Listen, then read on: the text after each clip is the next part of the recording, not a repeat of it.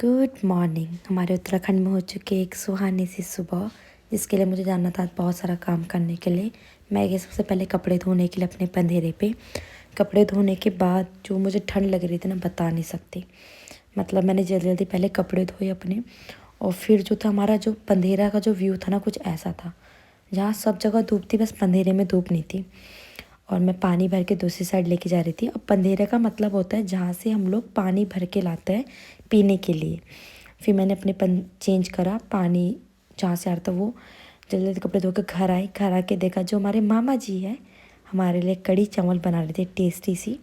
हम लोग उसे देखे, शूट करा। फिर हमें भूख लग रही थी बहुत तेज़ से। मामा की लड़की मैगी बनाने के लिए। फिर हम लोगों ने मैगी खाई, वो भी एक ब्लैक टी के साथ। बहुत टेस्टी हो रही थी नींबू डालने के बाद। फिर उसके बाद हम लोगों ने नहाया, थोड़ा छत पे गए बाल सुखाने के लिए। हम लोगों ने तो बहुत सारी मस्ती करी, गाना गाया, डांस करा, ऐसी मस्ती वस्ती कर रहे थे एक दूसरे के साथ छत में, धूप के साथ साथ। उसके बाद शाम हो रही थी, हम लोगों ने थोड़ा सा सनसेट भी देखा। सनसेट के थोड़े से मज़े लिए, उसे थोड़ा सा एंजॉय करा। फिर हम लोगों ने थोड़ा गांव का व्यू देखा। देन नीचे हमारी क्यूट सी जो बिल्ली है कोको, उसके साथ मेरी मामा की लड़की खेल रही थी। उसे खड़े होने की ट्रेनिंग दे रही थी कि खड़े कैसे होते हैं। एंड देन मुझे कुछ खाने का मन कर रहा था, तो मैंने बनाई गाँव की स्टाइल वाली खटाई। फिर मैंने धूप में बैठ के खटाई खाई। धूप वैसे जा चुकी थी, शाम हो चुका था, बट खटाई तो मेरी फेवरेट है। मतलब खट्टी चीज़ हो तो मुझे बहुत ज़्यादा प्यार है। फिर मैंने वो खटाई खाई। खटाई खाने के बाद मेरी मतलब फेस का जो था ना, पूरी शक्ल चेंज हो गई थी। फिर भी मुझे बहुत टेस्टी लग रही थी, तीखी तीखी, थोड़ी खट्टी मीठी सी। उस खाने के बाद फिर मैं गई ऊपर वाले छत पे।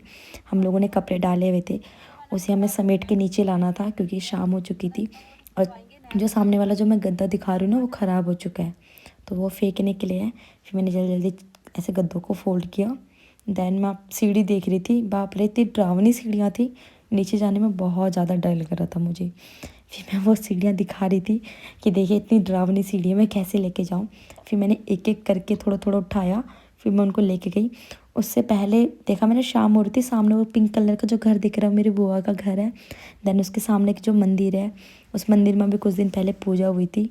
मैं उसे देख के इतनी ज़्यादा खुश हो गई थी, मतलब बहुत प्यारा लग रहा था। फिर मैंने थोड़ा थोड़ा करके बिस्तर उठाए, नीचे लेके गई पूरा।